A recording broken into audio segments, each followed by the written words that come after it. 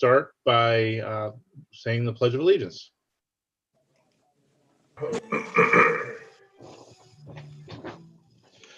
I pledge allegiance to the flag of the United States of America and to the republic for which it stands, one nation, under God, indivisible, with liberty and justice for all. Okay, thank you.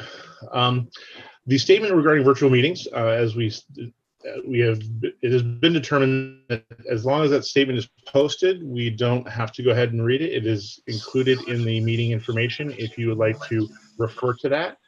At this time, I would ask if we could please do the roll call of attendance and certification of a quorum.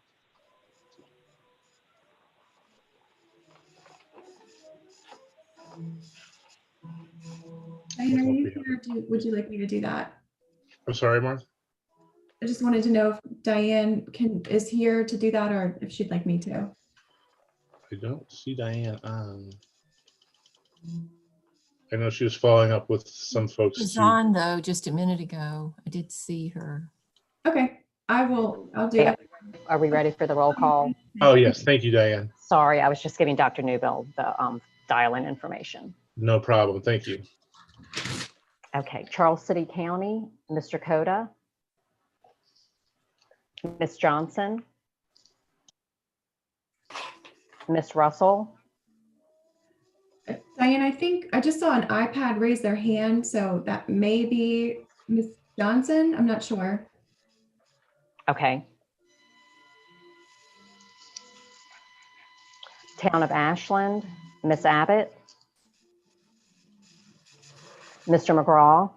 Here. Goochland County, Ms. Lascalette,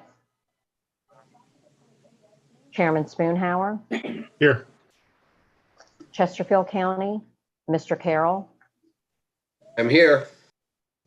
Mr. Davy. I'm here. Good morning. Good morning. Ms. Fry, Here. Ms. Haley, I'm here. Mr. Holland, I'm here. Thank you. Mr. Engel, Here. Mr. Smith, Here. Mr. Winslow. Here. Good morning. Good morning. City of Richmond, Mr. Blackwood, Here. Mr. Giovia, Here. Ms. Gray, Ms. Larson, Ms. Lynch,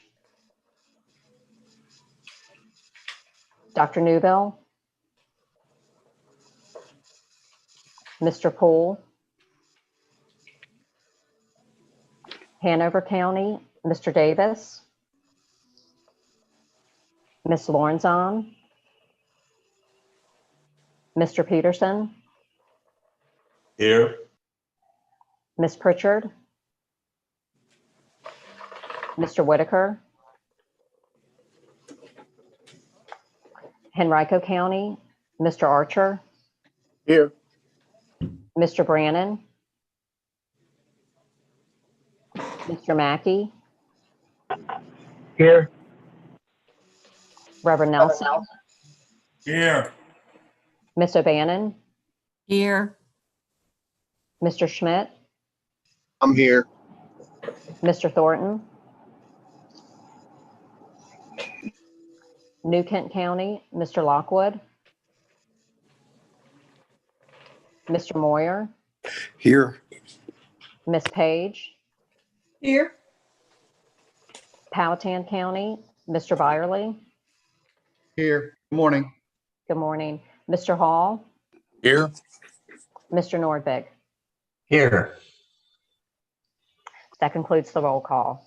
I do think that Mr. Thornton is here. He was logged on earlier. And I believe that Mr. Whitaker just joined us as well. Yes, I did, from Hanover, Randy Whitaker. Thank you. Great. Thank you. Great. Okay, thank you so much for that. At this point, Ms. Heater, do we have any public comments, or is there anybody on the call that would like to make a comment? If so, please state your name and your locality, and we welcome you. I do keep seeing a raised hand from iPad parenthesis 109. I'm not sure if sound is an issue, but I'm trying to chat with them to see what might be needed. And Dr. Okay. Nicole is entering right now. Okay, and did we have any email? We did not receive emailed public comment, so we don't have anything to submit for that item. Okay. So I'll give you a second to converse with iPad 109 before we close the public comments.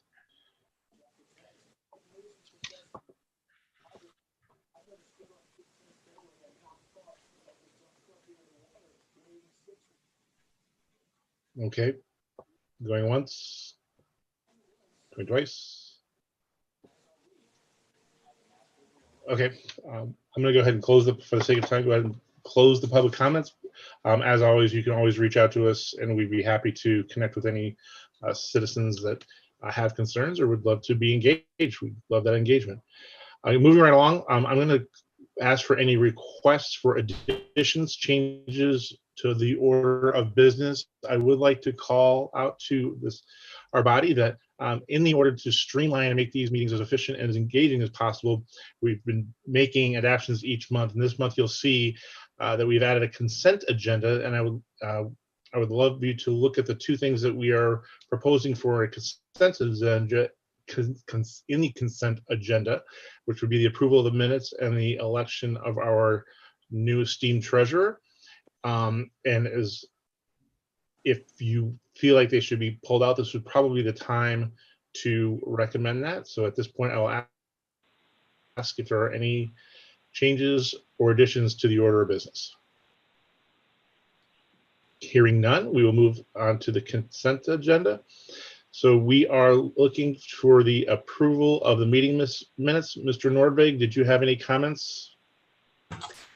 No, good morning all. Just it's on page 5 of your packet. And since it's part of the consent agenda, if you don't pull it off for discussion, then we'll assume that everyone agrees with the minutes as they stand. Thanks. Much appreciated, Mr. Nordvig. And we will move along.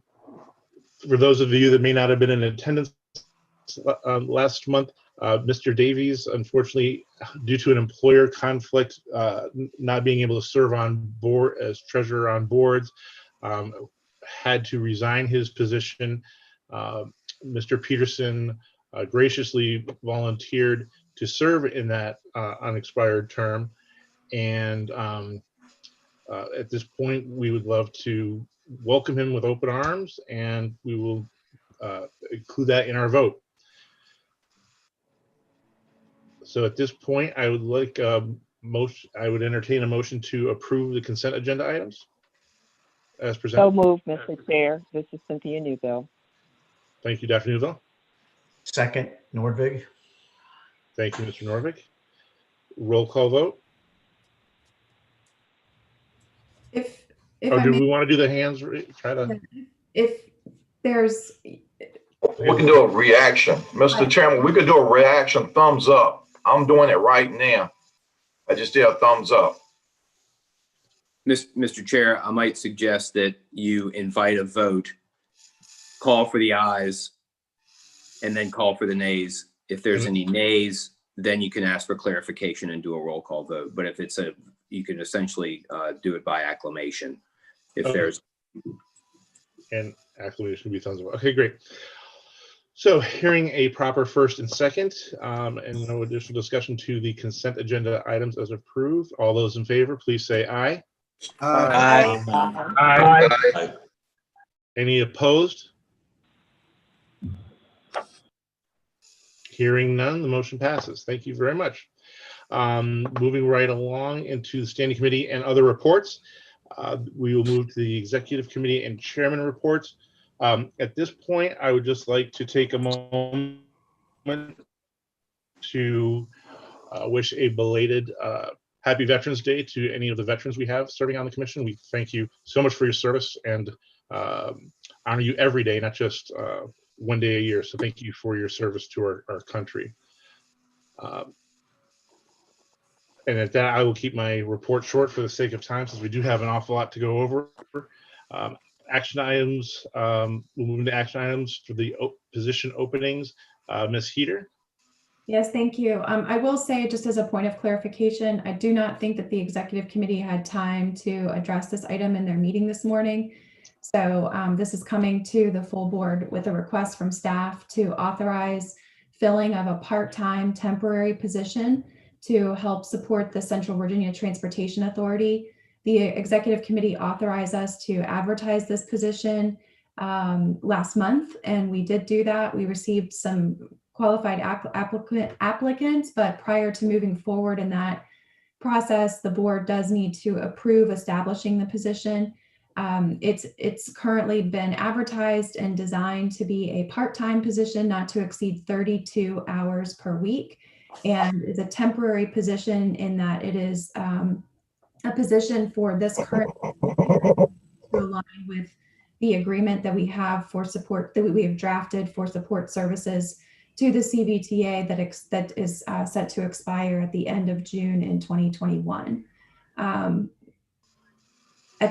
this point in time, that's the staff request that we have to be able to assume the additional work, and that position is been advertised and designed to be able to support Chet Parsons in the development of meeting materials and supporting the authority and the committees that have been formed under that authority. I'm happy to answer other questions if you have any, but we would be looking for a decision on whether or not we can move forward with filling that position.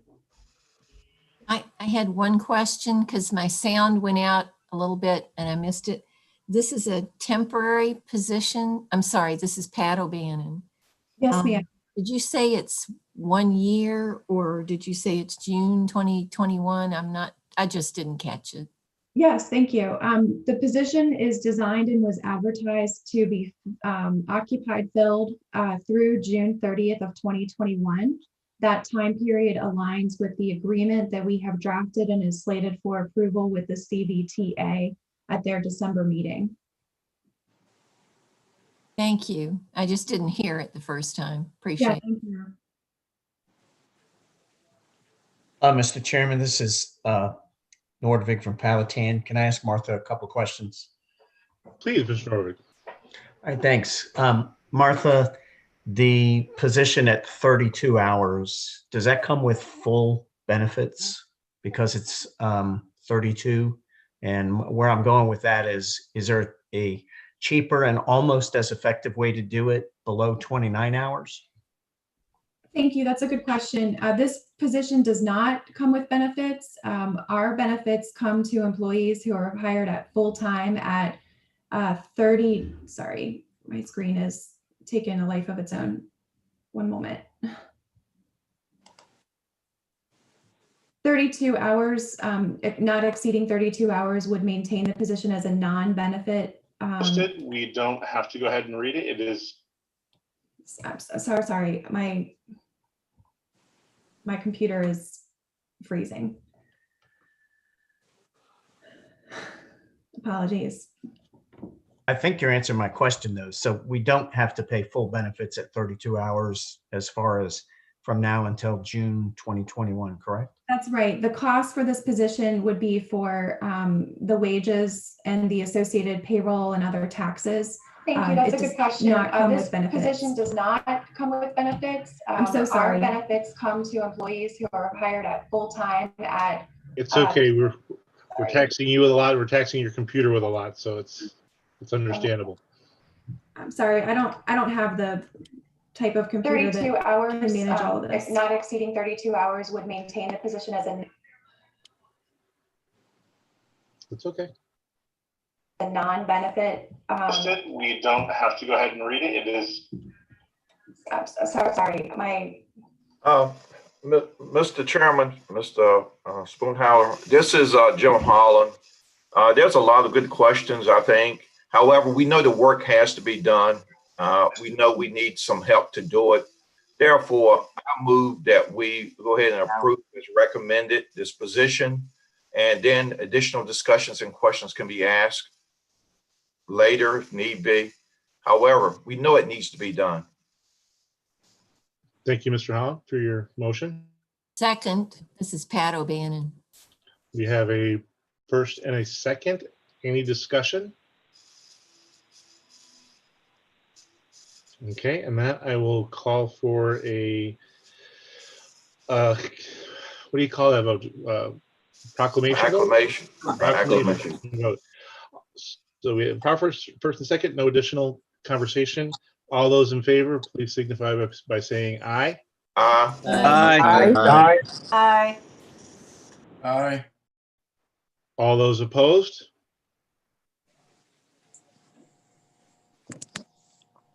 Okay, the motion passes. Thank you, Ms. Heater. Mr. Gregory, charter agreement revisions. Yes, sir, Mr. Chairman. Thank you very much. If I might ask members of the commission to turn to page 10 of your agenda packet, where the charter agreement with suggested revisions is attached. And we can walk through that. If anybody has any questions during this discussion, please just raise your hand or speak up. I'm happy to try to answer your questions along the way, or we can wait till the end. Either way, whatever you prefer. So the charter agreement is before you. As you know, we've been working on this for several months now, in consultation with you all naturally, but also in consultation with your respective staffs and your legal counsel at each of the member jurisdictions. So we've been taking their input, your guidance, and putting that into these draft revisions. We believe they're at a place now where everybody agrees they're acceptable. So right now, what we're going to be asking for today is your authorization to officially disseminate the charter agreement to the member jurisdictions for each of your respective governing bodies to approve it. So we would ask that. We would also ask for you all to tee it up for approval at your December meeting. The goal being that the commission itself approves it in January, and also the member jurisdictions governing bodies each take action to approve it by the end of the calendar year, either by the end of this month or certainly by the end of December, so that the appointments that occur typically in January, or February of the following year would occur under the auspices of the new charter agreement as approved. So that way, each of your respective boards, as they make their appointments to the commission, would be acting under the new charter and within the bounds of its new authority. So with that, that's the idea. I'll walk through some of the changes. So with the first paragraph there is just clarifying the applicable code provisions. Article, there's some minor changes in here that I'm not going to address. I'm not going to address every single one, but if you want me to, I certainly will. But I'm going to hit the highlights and I'll explain anything that you have questions about. One of the main changes here is Article 1, Section 2. You'll see there in track changes, the location for the headquarters of the commission is now changed from the city of Richmond to a centrally located, centrally located within Planning District 15. That would allow greater flexibility for the commission to be located perhaps in the city, perhaps in one of the surrounding counties, as long as it was centrally located. That's a particular concern in light of the fact that the commission's office lease is set to expire in 2022, and the commission may be considering alternative locations and a new lease. So in order to address multiple issues, including rent, including office space, all those kinds of things. So this would allow greater flexibility to consider alternative locations that may meet the commission's needs. So that change has been made. If you'll turn now to page 2. Article 2, Section 2. This is one of the critical changes, okay? This addresses how each governing body will fill its seats on the commission. Okay, so you'll see that each jurisdiction has a number of governing body seats, okay, voting seats. The desire that you all have shared is that you want to allow members of the commission appointed by their governing body to cast more than one vote as held by each member jurisdiction. That would allow fewer members of your governing bodies to attend meetings. So right now, under the current charter, if a given jurisdiction has 3 voting seats, they have 3 members on the commission, and each of them have to attend a meeting to cast their vote. Under this new scheme, a governing body could choose to appoint a single member to the commission with authority to cast multiple votes, to cast all of the votes that the governing body or the member jurisdiction may hold. The member jurisdiction could also appoint multiple members to represent the jurisdiction, could appoint 2 or 3 to cast multiple votes, and could divide them up as it sees fit. One member could cast 2 votes. One member could cast 3 votes, depending on how many voting seats the jurisdiction holds. So that is to allow greater flexibility for the member jurisdictions in who their appointees are and how they cast the votes held by the member jurisdiction. Okay, but we believe captures that desire. Okay, now what's going to be important if this charter agreement is adopted? What's going to be important is for each member jurisdiction, when they appoint in January or February, whenever they conduct their appointments at the beginning of their organizational meeting at the beginning of the year, whenever they make their appointments to the commission, if they memorialize those appointments in writing, and that those appointments and the authority given to those appointees is communicated to the commission. Okay, whether that be by resolution, which of course would be ideal and preferred, or whether it be by motion, or whether it be memorialized in a letter from your chair or even your county administrator, town manager, county manager, whoever, as long as that is memorialized and communicated to the commission, so that going forward, commission staff knows what authority each sitting member has and what votes they're authorized to cast. As long as that's clear, then this will work. So we would rely upon that clear communication going forward if this were adopted. Okay, so you'll also see there under the number and type of voting seats there in the middle of the page, you'll see that historically the population stratifications have ended with five governing body voting seats. Okay, that's based upon the population. Populations are growing, particularly Henrico County and Chesterfield County. These new stratifications were recommended by Chesterfield County as a way to reflect the reality of growing populations within those jurisdictions. Okay, so with those growing populations come these additional population stratifications, which would carry with it more voting seats. Okay, so under this new scheme, Henrico and Chesterfield would have 1 more voting seat per jurisdiction. So Chesterfield would have 6 voting seats. Henrico would have 6 voting seats. The other jurisdictions, those populations are staying relatively stable, I believe. So Richmond would continue with 4 voting seats, and so forth. So, and I can explain how many voting seats each jurisdiction would have if you like.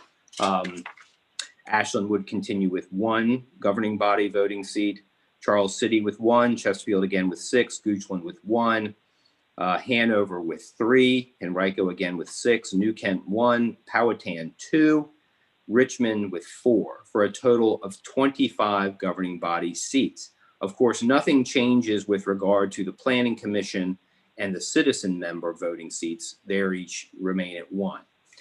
And under this new scheme, a governing body member could cast 1 or more, or even all of the voting seats held by a given jurisdiction. They could not cast the voting seats held by the planning commission member or the citizen member, okay?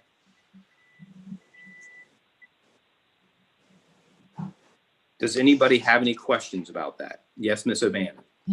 I have, my question, not that I'm not going to worry about the numbers, but this does impact our quorum, does it not? The number of people we have to have in the room or participating at any given time? That's exactly correct. If you'll look over at the note, the comment on the side of the page, I addressed that issue, and that is of concern. So the commission has repeatedly stated its desire that the quorum, the control of the organization, and the votes that it takes need to be, the majority needs to be cast by elected officials, okay?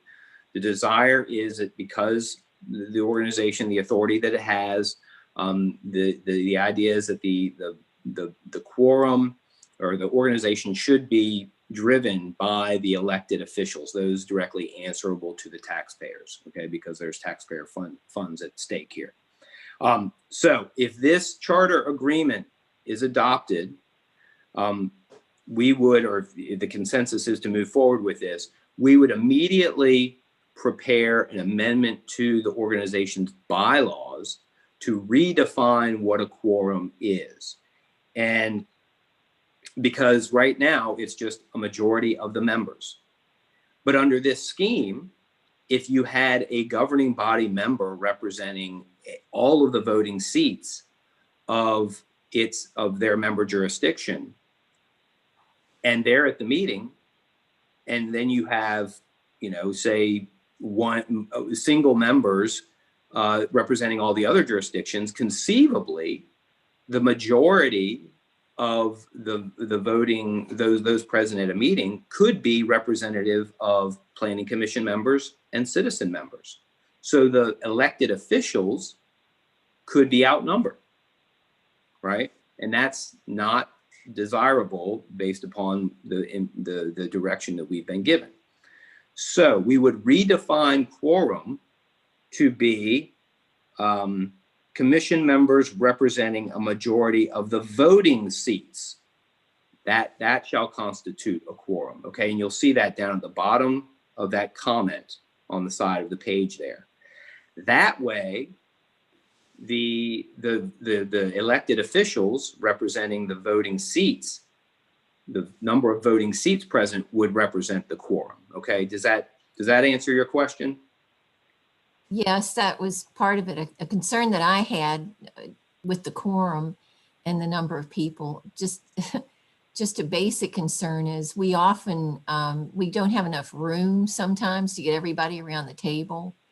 And just an FY, you know, thinking in terms of we're just going to have to figure out a way to, let me turn up my sound. We're going to have to figure out a way to get everybody around the table. It's going to get pretty big. Or another way, other jurisdictions do that other ways, but we're also looking for new space to rent, and we may need a bigger room. That was a real practical thing I was thinking of when you get to the quorum and how many people but we need to do this because yes, we are a growing community, you know, and we got a lot of people, so. That's right, and that's a very good practical point.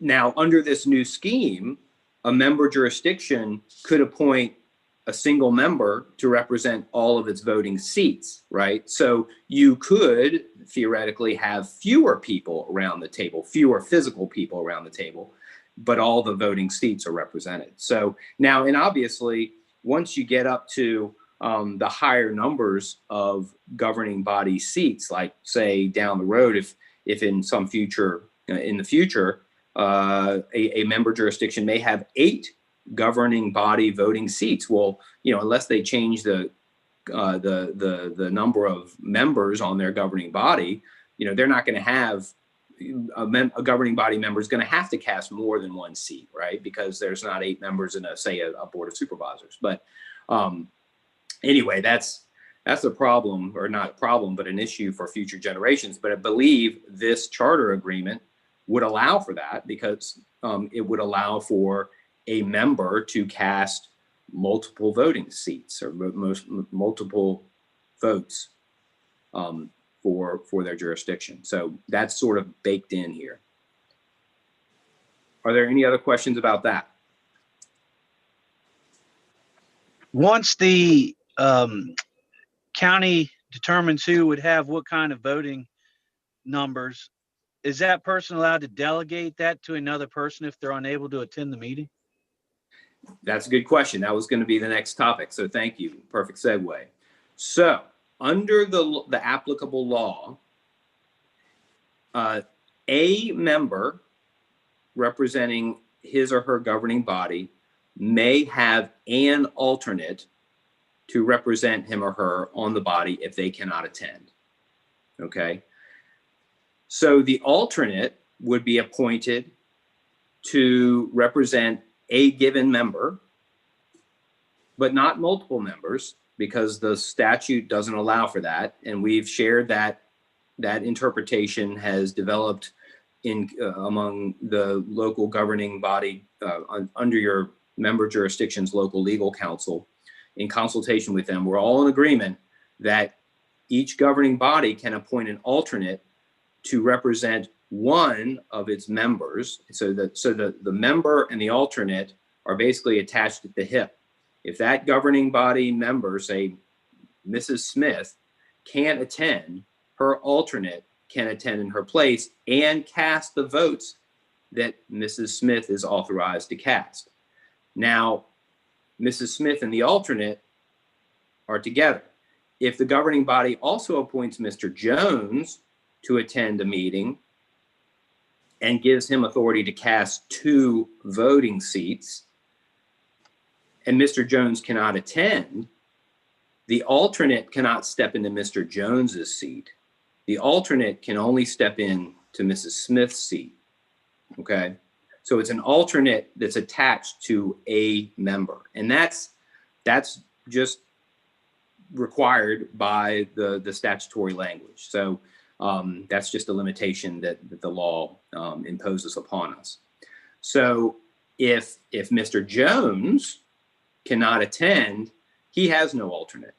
So his votes, are not cast. But so that's up for the governing body to determine, okay, who has what authority, and do we want to have 1 or 2 people representing our member jurisdiction? What kind of voting authority do we have, and who is the alternate going to be assigned to? Okay. Does that answer your question? Mr. Gregory. It does. Mr. Gregory, this is Dan Schmidt, if I may. Mr. Engel, I'm sorry, were you done, or do you have a follow-up? I'm done. Thank you.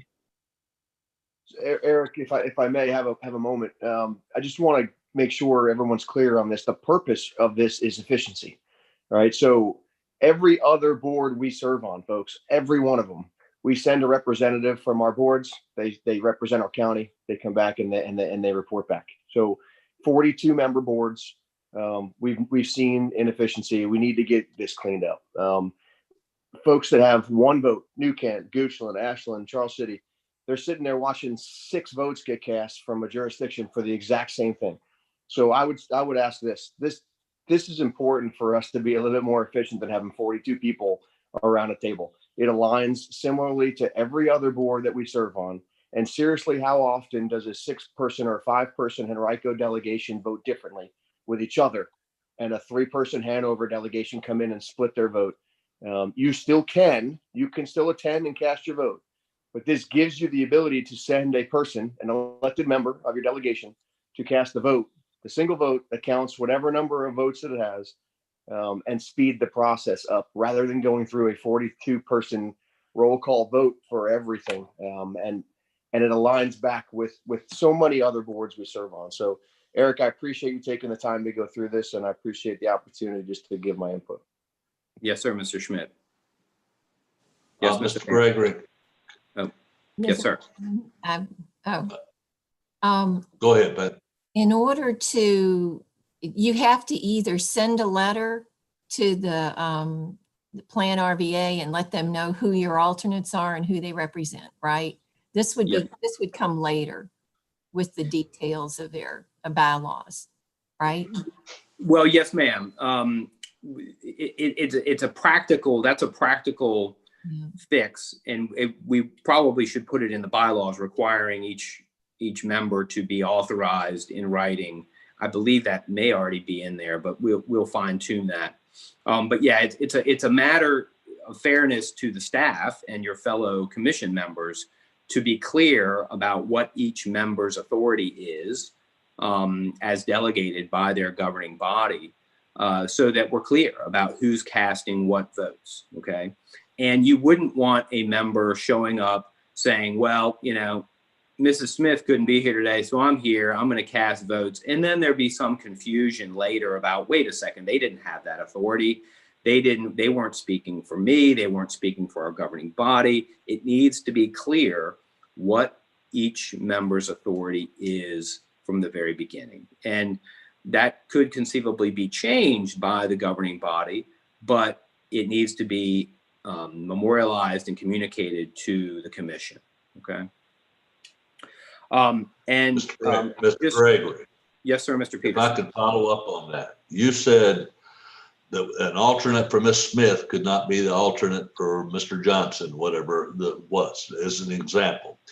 Can a jurisdiction assign an alternate to each of the members that it puts on the, or only one alternate per jurisdiction? Yeah, that's correct. Unfortunately, no. Each member jurisdiction is only entitled to have one alternate to represent one member on the commission, okay? That's just unfortunately a limitation imposed on us by the statute. You know, we tried to read it other ways. I conferred with your local governing, your local council, and everybody agreed that the statute was clear that it was one alternate to represent one member, and that they are attached essentially. So the alternate is not a floating alternate, right? The alternate can't represent whomever can't attend, right? It's Mrs. Smith's alternate, and Mr. Jones, he doesn't have an alternate. So if he can't make it to a meeting, Mr. Jones's votes do not get cast. But if Mrs. Smith can't attend a meeting, she can ask her alternate to step in and cast her votes, whatever votes she has been delegated by her governing body. Thank you. Yes, sir. Now, I think this is the beauty of revisions. Under section 2, look at the top paragraph, section 2, right there in sort of the top middle of your page there. That first sentence would read, as revised, member jurisdictions which are parties to this charter agreement shall appoint members to the commission to fill the number of voting seats on the following basis. Okay, what I'm going to suggest is a revision that's not captured here in this draft. I'm suggesting you consider replacing the word fill with the word represent, okay? Because I'm concerned under the old charter, the existing charter, you have a situation where each governing body has no more voting seats than exist on the governing body. But in the future, under this new scheme, you could have a situation where a board of supervisors that has, say, 5 members would actually have 8 voting seats on the commission. So it's impossible for them to fill the numbers of voting seats because they don't have that many. So I would change that word to represent the number of voting seats. And I'll communicate that back with your local legal counsel to make sure everybody's okay with that. But I think that's a minor change that just makes it more clear. Okay, we've talked about that. The new population stratifications, we've talked about that. We've talked about alternate members. The next big issue here that's been discussed was discussed, although the change is not being made, but I wanted to be clear. There was discussion earlier on to make a revision to the charter that would allow the chair to serve multiple terms, to succeed him or herself. It was discussed, but with the feedback we got from multiple jurisdictions was, no, we do not agree to that, because the point being that the chairmanship that seat should rotate among the member jurisdictions. And if you have a situation where a chair could succeed him or herself, then it may be 10 or 12 or theoretically even 20 years before a member jurisdiction has the opportunity to serve as chair. So it is important. The idea is it's important that that chair position rotate among the member jurisdictions. So the limitation on the chair's term is maintained at 1 year. Okay, and he or she cannot succeed him or herself. Okay, just wanted to make that clear because it was discussed. And the other revisions, I believe, are fairly minor, sort of semantic changes. We did change the word governmental subdivision in the charter that's used over and over again. We changed that phrase to member jurisdiction, which we believe is more clear. That was recommended by the city of Richmond, the city attorney, and all the other jurisdictions agreed that that was a clarification that was desirable. And then just a reference to the Regional Cooperation Act there on page 15. And that is all, I believe, of the substantive revisions that we're offering. I believe Ms. Heater has a question. Yes, I'm sorry if I missed it. I was having some sound issues on my end. Did you cover the geographic location of the office? Yes, I did. That's addressed on the first page there, Article 1, Section 2, right there in the middle of the page. The changes to the current paragraph reads, the office of the commission shall be in the city of Richmond, Virginia. The recommended revision would change that to should be centrally located within Planning District 15.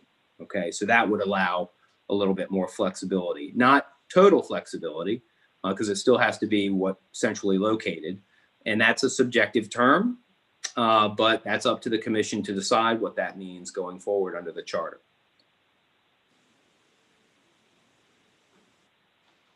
Are there any questions? All right. Well, thank you, Mr. Gregory. Okay, Mr. Chairman, if I could just run through what the recommended process is one more time, so everybody's clear. I would appreciate it. Thank you. Okay, thank you. So if you all vote to authorize staff to move forward with this, staff will circulate, we'll accept these, we'll make these changes firm. We will circulate them officially to each member jurisdiction with a request that they consider adoption before the end of this calendar year. Okay. We would at the same time tee this up for approval at your next commission meeting in December. Okay. That way, those approval processes would be moving forward on parallel tracks. We've been told, the direction we've been given is that it's important to get these charter revisions adopted before the end of the calendar year, so that in January, February, when the governing bodies have their organizational meetings and make their appointments, they'll be operating under the new charter. Okay. The charter revisions would not become effective until they're approved by the commission and by each of the member jurisdictions. Okay, so we need each of the member jurisdictions to approve the charter agreement revisions by the end of the calendar year. Okay, that's been communicated to each of your respective local legal counsel. It has been communicated, I believe, to your respective staffs, your chief administrative officers, and it will be communicated to them again.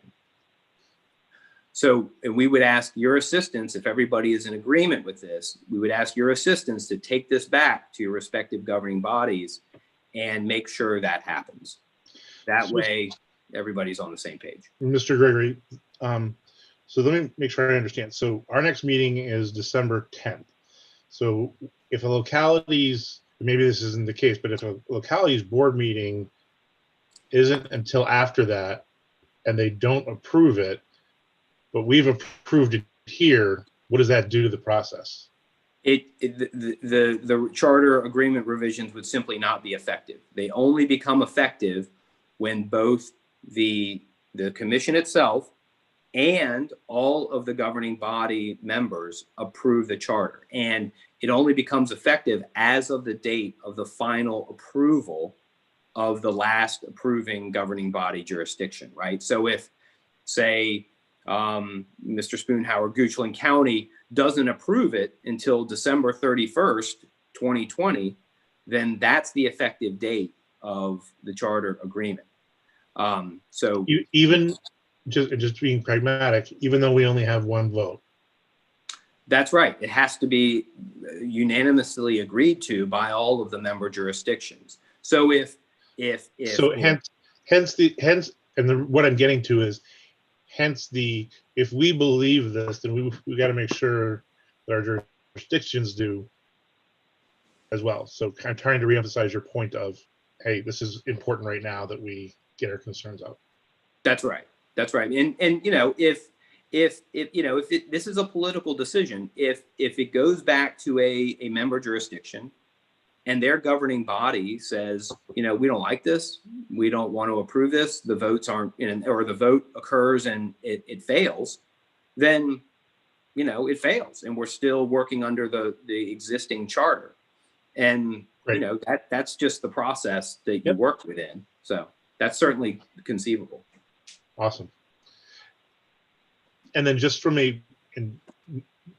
us new folks, when you say we need to go back, are you asking us to ensure it gets on the agendas, or will PlanRVA staff work with our staffs to make sure it gets into our process? Or is that something you're asking us to?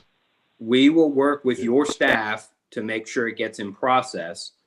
What we will ask you to do is just go behind and make sure that happens. So everybody, you know, the lawyers, the staff, and the elected officials are all working in concert together to see that this is properly considered. Now, if it's not approved, that's a different situation. But as long as it gets teed up, if everybody's in agreement, we're good. Excellent. Thank you. Yes, sir. This is Pat. I have one question. Again, under Article 2, the membership, and at the end, Section 5, where it says, I thought I had this, but now I do have a question. Each governing body belonging to the commission may, and that's may, appoint an alternate member who is also an elected official of the governing body. And if, for instance, Henrico, we have 5 members of the board of supervisors who are in there, but if the population increases, we would have possibly 6 or 7. So the alternate has to also be elected.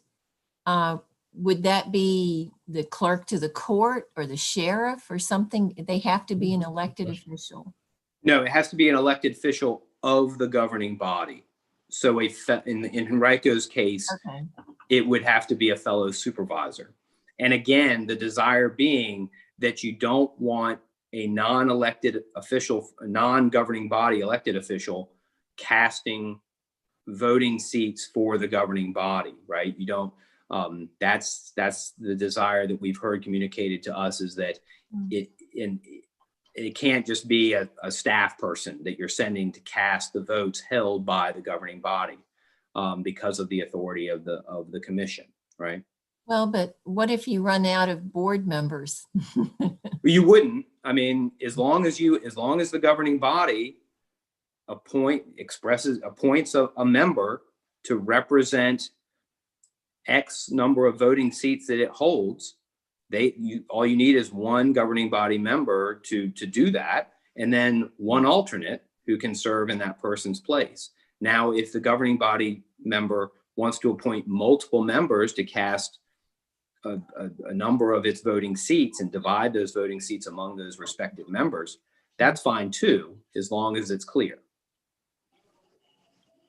It's a complicated system, but it's built to allow the most amount of flexibility for each member jurisdiction, but also ensure that the votes, the dominant votes, are cast by elected officials from each governing body and not by staff.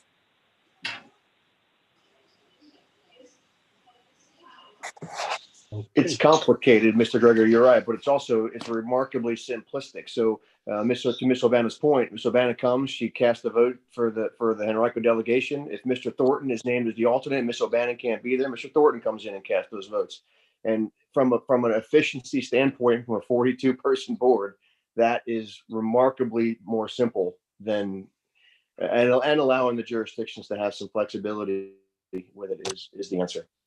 Yeah, well, I believe I'll find out about it later. But my thought is, though, when you have 6 available votes, one of those people would get 2 votes. Is that the point? At least, yeah. And the idea is you don't have, if you have only 5 members of the board, several of them would get extra votes. That would be that whatever the board decided ahead of time, they would get the 6th, 7th, or 8th vote. Conceivably, yes. Okay. This streamlining effect would also help with getting a quorum too, because that's sometimes a problem. Especially as Mr. Schmidt, I believe that was Mr. Schmidt mentioned, you got 42 people on the board. Sometimes it's hard to get a quorum, but the quorum would be defined by the number of voting seats represented. So that would be more easily attainable. That's the point right there, Mr. Gregory. You hit on the head. So the person showing up with 5 super votes is one person, and that's like 5 humans being in the room, as long as that jurisdiction authorizes that person to go represent them on that board. Again, like every other board we sit on. That's correct, I believe that's Mr. Winslow. I'm sorry, Mr. Schmidt. I'm sorry, Mr. Schmidt. Yes, sir. That's exactly right. Thank you. Mr. Chairman, Canova Peterson. I move that we pass this on to the community, to each of the jurisdictions, with the revision in Article 2, Section 2, to change the word "fill" to "represent." Thank you, Mr. Peterson. With all of the revisions as presented, including that revision. Is that correct, Mr. Peterson? That is correct. Thank you. Do we have a second? Second, McGraw from Ashland. Thank you, Mr. McGraw. We have a first and second. Any further conversation? Hold on, Mr. Chair. Let me just make sure that this one revision was also captured. Okay, hold on. There's one more minor correction. I apologize. Sorry. If you go section 2 again, the paragraph under the table there in the middle, the paragraph under the table reads, appointed governing body members may represent more than one governing body voting seat if that is preferred by the member jurisdictions. I believe that may allow some lack of, that may not be clear enough. So what I would suggest you consider replacing that with is replace that is preferred by, replace that with authorized by, okay? So it would read, appointed governing body members may represent more than one governing body voting seat if authorized by the member jurisdiction. I amend my motion to include that. Thank you, Mr. Peterson. Mr. McGraw, do you accept his friendly amendment? I accept it. Okay, we have a amended first and a second. Any further conversation, discussion? Mr. Chair, I have a question. Yes. This is JJ. The process for sending it to this localities, do the localities only have the opportunity to send back with a yes or no vote, or do they have the opportunity to send back with revisions? If they send it back with revisions, that would start the process over again. All of the member jurisdictions have to approve the charter amendments in the same form for them to become effective. So if they vote to make changes, then it would come back and the commission would have to reconsider those changes, and all of the governing all of the member jurisdictions would have to consider that, and it would essentially start the process all over again. Now we'd be further down the road, but so and a member jurisdiction can do that. If somebody's not comfortable with it, then we may have to start over.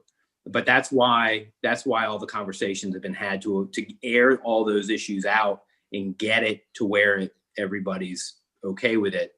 As far as we can. Now, once it gets to the governing body members, then yes, it's a decision, it's a policy decision by each member jurisdiction. So essentially, to answer your question, yes, it would have to be a yes or no vote, or and if the vote is yes, then we're good. If it's no, then then the charter amendment, the charter revisions are not approved, or if they suggest alternative revisions, then the charter agreement is not approved. Mr. Gregory, this is Thank Dan. you, Mr. Gregory. This is Dan Schmidt again. I would commend you on the work that you've done prior to that. In reading through all these emails, it looks to me you've incorporated every single piece of input you've gotten from multiple jurisdictions into this one document. So hopefully that good work on the front end that you've done will pay dividends, because all these jurisdictions have put forth their ups and downs and thumbs ups and thumbs downs, and you've incorporated them all. So thank you for the work in the front of this, Eric, to hopefully avoid the work on the back. Thank you, Mr. Schmidt. All your respective county attorneys, city attorneys, town attorneys, everybody's been extraordinarily helpful, very responsive, and I appreciate all of their cooperation and the cooperation of the commission members. Thank you very much.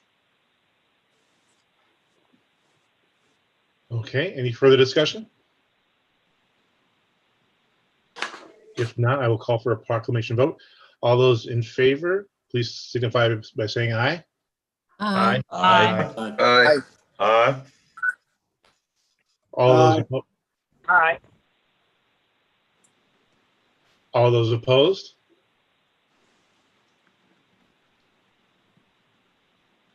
Any abstentions?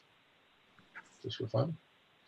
All right, motion passes. Thank you very much for all the work on this, Mr. Gregory, and thank you for all of your input, Commission, and I appreciate it.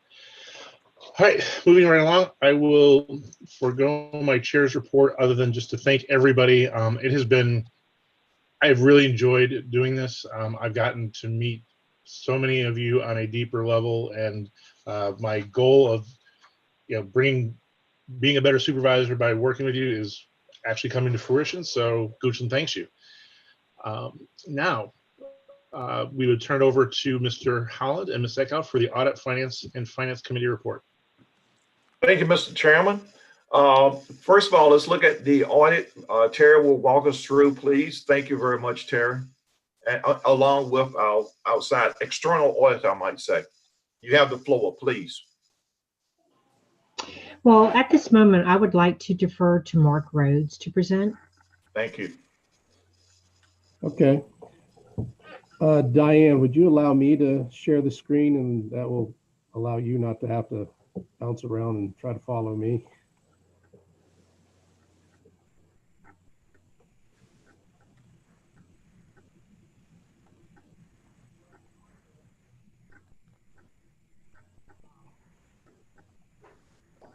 think you should be able to share now. Yeah. All right. So I assume you guys are now looking at one of the pages of the audit report. I'll take it up to the first page there. All right. Is that all right? Are you able to see that fine? Mm-hmm. Okay. So just starting off on page 1, it's the third page of the document. It's the independent auditor's report. This is our standard report. It indicates that there were no issues, no findings, no problems. So it was an unmodified report. So it's a clean opinion. I'm just going to pretty much fly through here. So if anybody wants to stop and interrupt, please do. If you have questions, let me know. Starting on page, it's numbered page 4. It's the 6th PDF document in the PDF. It's the management discussion and analysis. This is where basically the management gets together and they summarize what happened during the year. So you guys have a narrative of the changes in the amounts. Going through there, there's a summary of assets, liabilities for the year based on GAAP. And these are in more detail on the page 11 of the financial statements, indicating that assets had went up basically from this year's operations, and additional receivables because you guys had taken on several more grants from for the MPO as well as VDEM, and timing wise there were more receivables at the end of this year than last year, and also you had some more payables. Also your pension liability based on the actuarial report from last year had gone up also. So that's just a quick summary of that. And as I said, I can get to that, to the more detail in a moment here. Operations is a summary of the operations. This is also GAAP. Not much more detail is on page 10 of the PDF, showing the ins and outs of the expenses and the revenue sources. The miscellaneous income down here, I'm going to jump over to the, so the miscellaneous income is made up of the special assessment that was identified for this year, as well as the GASB 68 adjustment, and then some investment earnings and other minor income items. So that I know that you guys have a special assessment and we're showing that as a separate below operations income item. Then the last part of the report from the management in discussion is the breakdown of revenue expenses based on the fund balance. So that's why it's a little bit, it'd be a little bit different than the statement of activity, or the statement of activity. Let's see. So this is indicating that you guys had got your fund balance back up to the $1 million threshold that you had established, that you were trying to maintain. So that has been accomplished.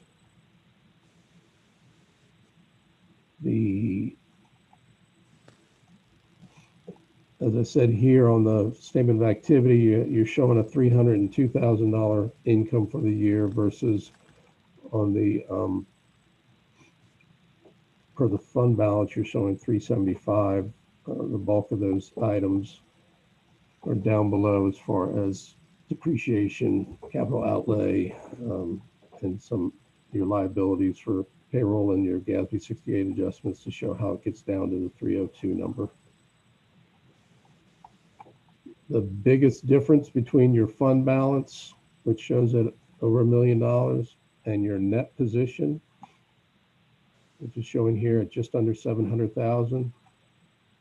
The biggest difference there is the pension liability. You see you have a almost $600,000 pension liability that's been identified by the actuarial report. So that's really the biggest difference between the two numbers. Moving quickly then, starts the footnotes. Just for reference purposes, starting on page 19 of the financial statements all the way to page 32. That encompasses your retirement and therefore your GASB 68 adjustment. Within those pages breaks down what made up the net adjustment.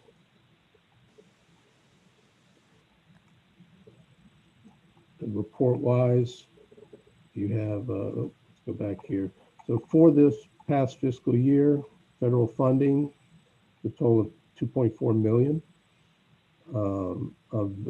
And then from our examination, we show our report on internal controls for compliance with no findings. So that's also just your standard unmodified. As far as the internal control of compliance or compliance over the major programs, also a standard unmodified report. So a clean opinion on all those. And then the rest is just a summarizing that there were no findings, no modifications for the single audit. And the rest is footnotes for your pension, which I'm basically done with the presentation. If you guys have any questions on the audit. Thank you, Mr. Rhodes. Ms. Eckhout, Mr. Holland, anything you'd like to add from an audit perspective? No, I think it's done an outstanding job. I appreciate that very much. Would ask, were there any extenuating circumstances due to COVID that presented any challenges for the audit for you, Mr. Durham? It was no, since pretty much everybody was out of the office, we were able to come in and use the conference room there and stay separated. Terry helped out greatly as far as getting the information to us either that day or subsequently electronically with the information that we requested. So it wasn't tremendously out of the norm, just a little bit quieter when we were there. And I'd also like to thank Diane Fusco for her assistance, and she was very quick to assist with putting the information together, and I couldn't have done it without her. Thanks, Diane. Thank you, Terry. Thank you. If there are no other questions,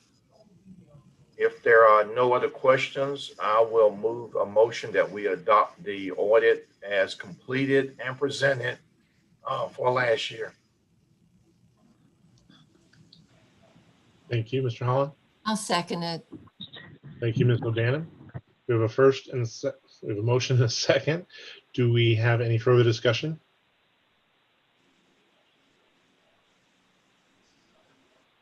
Okay, all those in favor of accepting the audited financial statements and report, please signify by saying aye. Aye. Aye. Aye. Aye. All those opposed? Abstentions? All right, thank you very much, Mr. Rose. Thank you for all your hard work, and thanks to the team for getting this together. It's very much appreciated. All right, well, thank you. You have a good day. Thank you. Okay. All right, Terry, what's Mr. Chair? Oh, Mr. Chair. Yes. Okay, in pages 66 through 68 throughout your packet, you'll find a very detailed written narrative for the quarter. I am going to go ahead and leave this for your review, as it has a lot of great information that we normally do not go into in our meeting. So I'd like to go to page 69 of the packet on the balance sheet. There is a very solid cash position of $935,841 between lines 1050 and 1070. You will also see on line 1300 the due from CVTA account, which is at a balance of $52,609. And further down the worksheet, you'll see that we have a restricted fund balance, an unrestricted fund balance of $1,098,818 as of September 30th. Moving on to page 70 of the packet, we'll see a deficit year-to-date balance of $42,093, of which $12,411 in loss is attributable to September. Again, there's an unrestricted reserve balance of $1,098,818, and this balance will be adjusted for the approved fiscal year 20 audit in the October financials. Now off to page 71 in your packet, the profit and loss statements. You'll see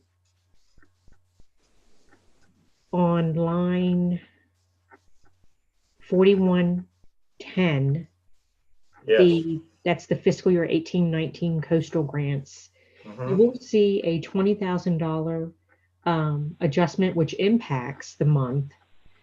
This is for non-reimbursable payrolls that were incurred just as a catch-up for the July and August income that had been recognized previously. So again, the $20,620 negative adjustment was to correct July and August estimates. Next, on line 4315, you'll see a service fee income for $29,614. This is the CVTA, the work that PlanRVA has provided on behalf of the CVTA, and we are anticipating bringing forth a December 20 budget amendment once the MOU has been approved between PlanRVA and CVTA. Also on page 71, the total income is under budget by 8%. On page 72 of the packet, you'll see salaries and wages are in line with the year-to-date budget. Per line 7200 on page 73 of your packet. I'm sorry, this is on the same page. You'll see that computer operations and office expenses are also on budget. On line 7400 of the program expenses, you'll note that those are 21% below budget due to extensions to program deadlines. Also, to be noted, there were salaries of $6,977 for CVTA that were incurred in previous months, and it was picked up and recorded in September. The next page in your packet is page 75. And these are graphs that show how the fund balance is trending. And the fund balance remains over the $1 million target as depicted in blue. For the month of September, the monthly salaries remain under monthly budget with reimbursable salaries for $75,846, or 63% of the salaries were reimbursable, which brings the year-to-date delta to 57% reimbursable revenue for positions. Are there any questions?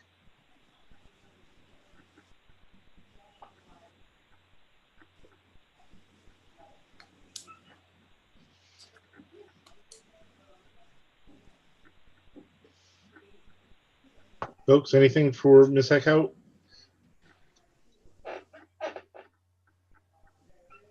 Okay, no, we are at time now. I'm fearful that we may lose our quorum.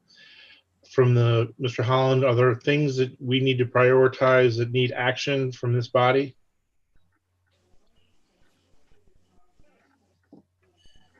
Mr. Holland, I think you're muted. Mr. Holland? I was muted. I apologize, Mr. Chairman. I was muted and didn't realize it. Terry, are there items that we'll need to adjust, such as the audited fund balance? Are there other adjustments we'll need to make? I know we have some budget review items and resolutions to look at too. I think and of course, it would. Are there things we need to do on actions we need to take that you need done today so we don't slow down the recording process? I believe it would be imperative to cover the local requests for the fiscal year 22 operating budget. Okay, why don't we do that then, Mr. Chairman? Why don't we do that as required? Down below, item 5. Terry, would you cover that? Item 5. So in page 80 of your packet, you'll see a chart where we're comparing by population, by jurisdiction, how much is being invoiced to the jurisdictions for the local membership dues. So from in your far right hand portion of this table, you'll see the column fiscal year 21 to fiscal year 20, and you'll see a decrease of $11.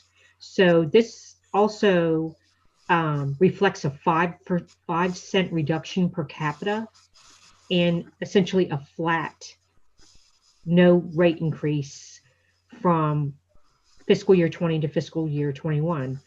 Again, the same scenario of keeping, the capital dues at the same rate with the 5 cent reduction, taking into consideration the population increases for each jurisdiction, we'll see the difference from fiscal year 22 to fiscal year 21 is an increase for $4,422, which again it's minimal, but it's due to the increases in population. Which makes sense. Sense. Yeah. Okay. So we need. Mr. Go ahead, Terry. Go ahead. I would just add, yeah, I think what we're looking for is direction from the board and how we prepare those requests for next fiscal year. The work that Terry has done to consult with localities, finance director staff have been to advise that 5 cent reduction on member dues would be helpful again in planning for FY 2022. And so we wanted to confirm that with you today. As she said, it would be very helpful to staff to be able to know your instructions on that as we put those requests in for fiscal year 22. Martha, what we're asking that we show the dues as required to be paid, and then maybe show an adjustment, reduction, and then show net dues due. Is that something that can be done? Is that feasible? And what is your recommendation? Yeah, Terry, would you agree? I think it would be fine to submit a clear showing of what regular dues would be at 55 cents per capita, and then the proposed reduction in light of economic stress. Terry, I think we could definitely do that. We could do that. And yes, I think it's our staff recommendation, Terry, if you concur, that we request the 50 cents per capita in recognition of the stress that the localities are facing and planning for FY 2022. Yeah, I would think, and again, I'm open to recommendations and ideas. However, I think you want to be very clear so that the localities know what the dues are, what the adjustment is, and therefore the net due. I think that will be clearer for them. Okay. As you suggested. If others are in agreement, please feel free to, but that would be my recommendation. You want to be very clear. You want to delineate, in other words, what is actually the actual amount, then what's requested, and then net due. But make sure it's very clear, however, and prominently stated the net amount due. Yes, that makes sense. We can do that. I want to also just say, I mean, we are fully aware that our request to the jurisdictions must go through your local budget review process. However, the advice that we received from your local finance directors was that as much as possible, if we can submit a request that is more in line with what staff will put before your local governing bodies, it will position each of your local governing bodies to not have to be in a position of looking for cuts. And I think that that's what we were hoping to do, is to be, you know, as you heard in a number of parts of our meeting today, our attempts to work very closely with your local government staff to be able to know what challenges might be on the horizon, and not to have to make funding decisions for the Planning District Commission be part of your deliberations next spring. So I know you still have to go through a lengthy process next spring, but we thought if we could start planning for that now, it would help everybody. Great. Okay. So, Mr. Hall, I'd like to make a couple of comments. So, I think in order to make this as clear as possible, I think we need to delineate the estimate totals in the first column, because the jurisdictions such as Goochland that aren't 100%, now they may be by the time this rolls around, or, you know, I know we have some work going on that perspective, but, you know, the estimates that for our localities are different. So I think we need to make sure that is very clear, that the dues are not on, for example, Goochland 23,472. It's a lesser number due to that portion. Yeah, Mr. Spoonhour, you raise a good point. And those of you that are part of the Richmond Regional Transportation Planning Organization are familiar with the pending action to expand the MPO boundary to include the whole of the 9 jurisdictions, as opposed to a portion of Richmond, Powhatan, New Kent, and Charles City. So you're absolutely right. The right-hand column there, the 0.5 cents per capita calculation in Goochland is the example, $490. That 5 cents per capita, if the population within the MPO boundary changes, because the boundary changes, that calculation will increase. And we're tracking that and monitoring it closely to know how the MPO's deliberations may affect the request that we make of the jurisdictions to meet the 5 cent per capita on the MPO. So right. I know that you're absolutely right. That estimate is based on the existing MPO boundary and not a proposed expanded boundary. And I would just say, if we're working on this to add clarity, put an asterisk or something on there so that's clear. Understood. Thank you for that. We will. Sure. Yeah, we'll make that clear for those 4 jurisdictions as well. Okay. Okay. All right. Do we need a motion now? I think we were looking for consensus. So if you want to do a motion, that would be great, so that we have that direction to staff on record. Okay. Well, I therefore move that we footnote, as the chair has stated, and that we delineate to the jurisdictions the estimated totals, but also show the net due. And also it's important to note in that invoice that there's a 5 cents per capita reduction, which is because it's clear that may not be known or may be forgotten, so it should be delineated as well in buildings to the respective jurisdictions. Excellent. Thank you, Mr. Hahn. Do we have a second? I'll second that. Thank you, Ms. O'Bannon. We have a motion and a second. Any further conversation? Okay, then we will vote on this. All in favor, please signify by saying aye. Aye. Aye. Aye. Aye. Aye. Aye. Aye. All those opposed? Abstentions? Motion carries. Thank you very much. Anything else from the Finance Committee that we need to hit? Anything else, Terry or Martha, you need to bring up? We are reviewing the numbers. I've asked them to do a review. And in addition, I've also asked the staff to provide a detailed delineation listing, as we've discussed before, head count. Because if we approve the head count, so we want to make sure we have a tab on the head count as it relates to budget going forward. Okay. Okay. And then other items are available in your packet for your review, Commissioners. Thank you very much, Mr. Holland and Ms. Thank you, Heckhouse. sir. Thank you, Mr. We Chairman. appreciate it. All right. Public Outreach and Engagement Committee.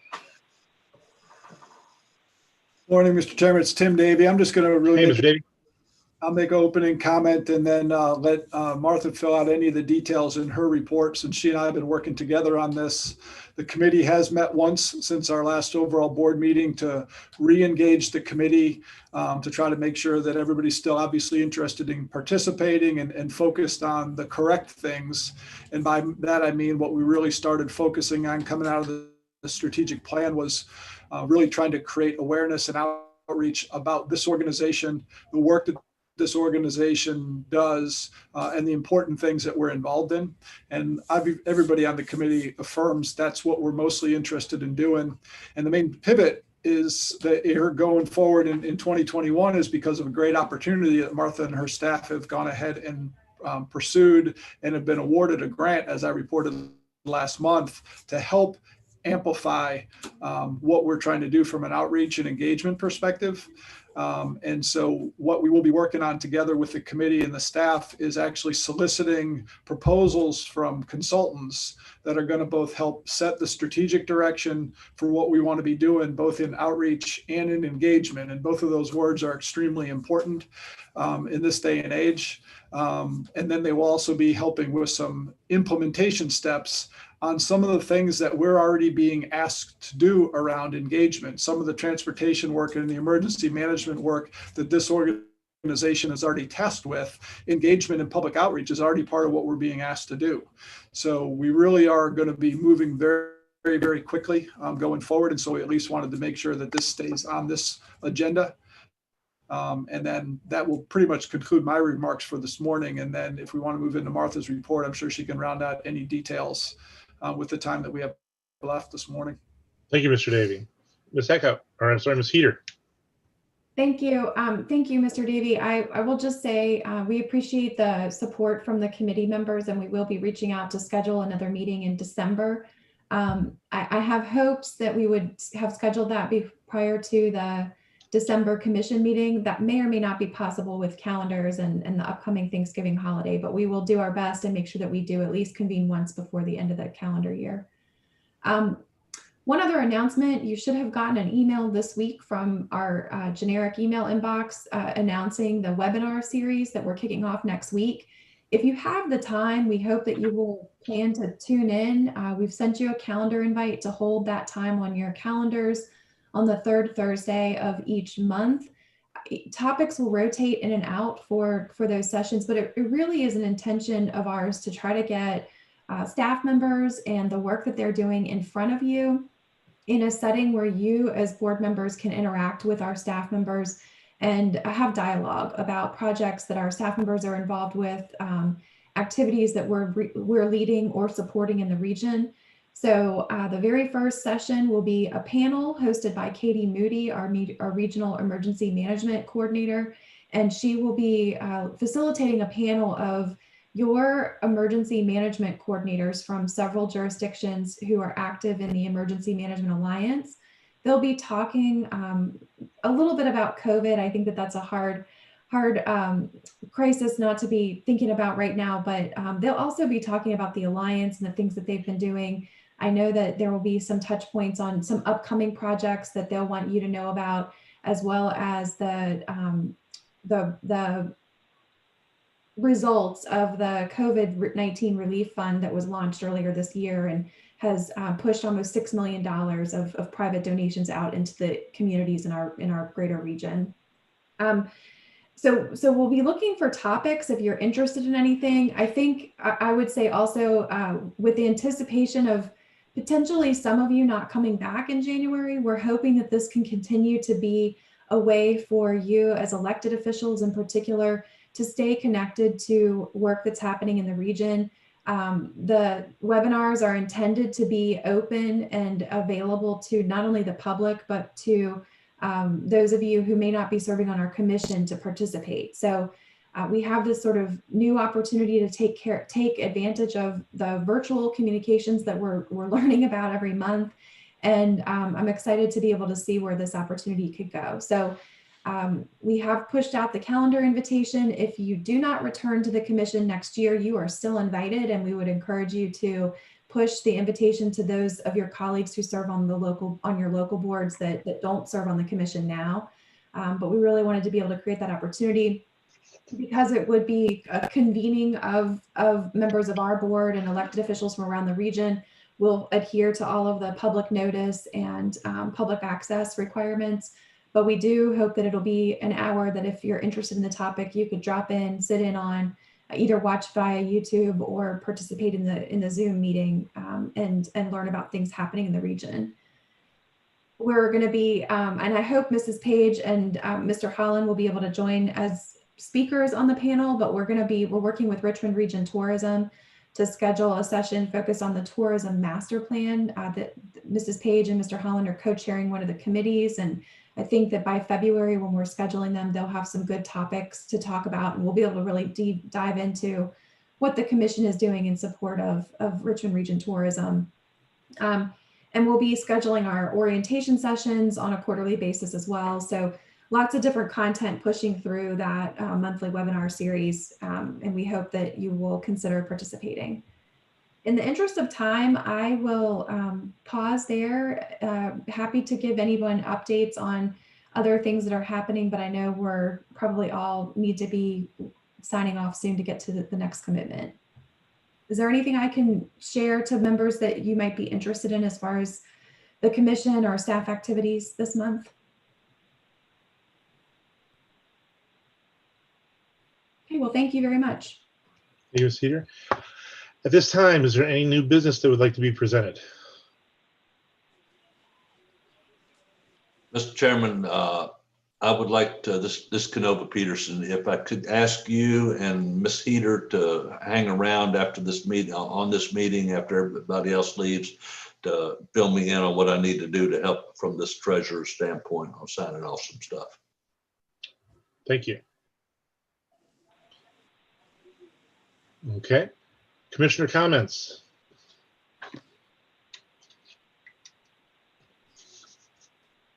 Okay.